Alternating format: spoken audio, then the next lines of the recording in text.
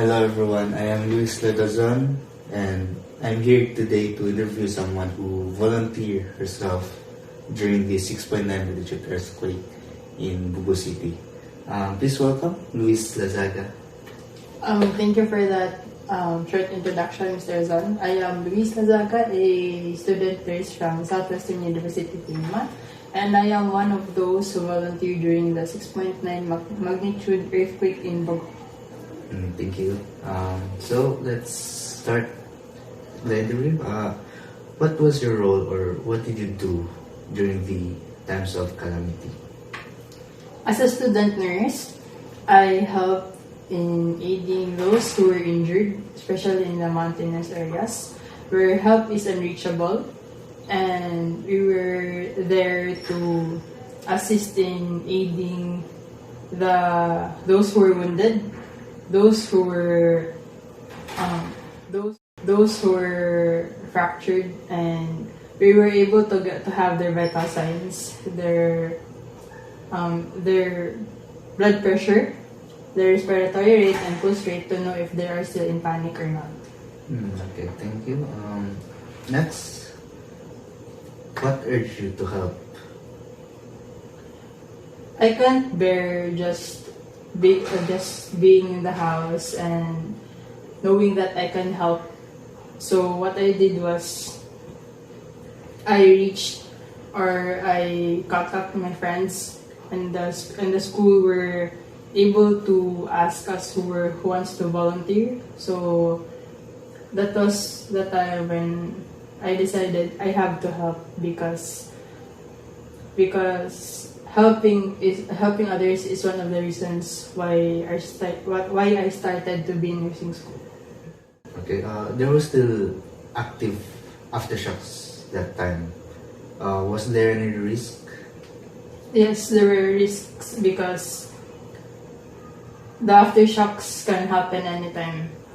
So it was really unpredictable, and there were times where we were in the mountainous areas where the ground was shaking, and the ground was really not a safe place to stay or to stand, but still we have to help, and that was what matters most.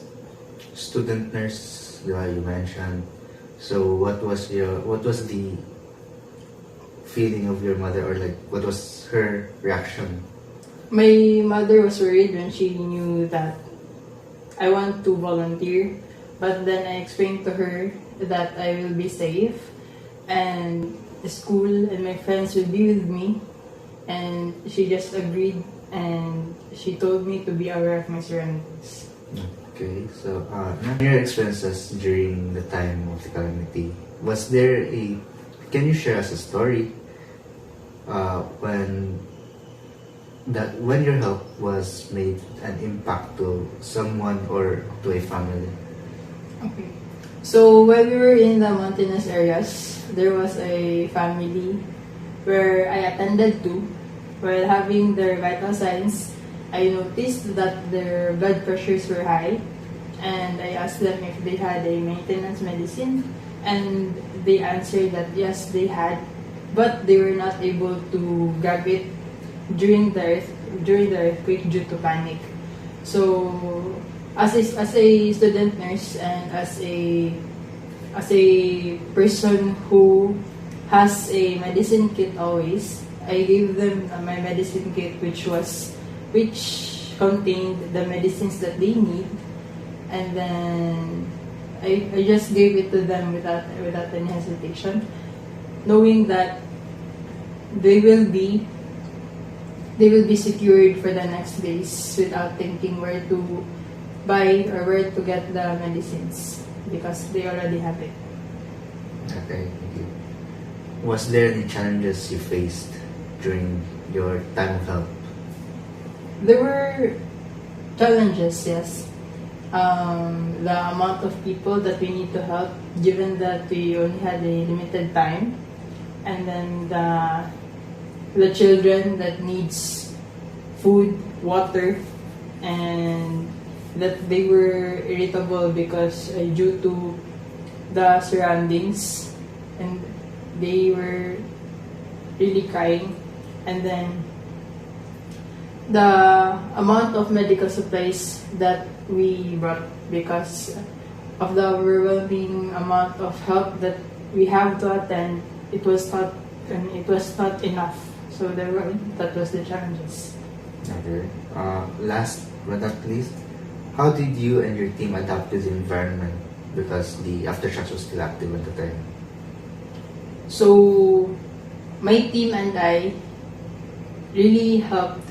We were not minding of the aftershocks that we experienced. We just laughed it out, and we just really think that we need to help. That's what matters the most. And we went there to help, not to experience the aftershocks, because the aftershocks are really unpredictable, and we can't do anything about it.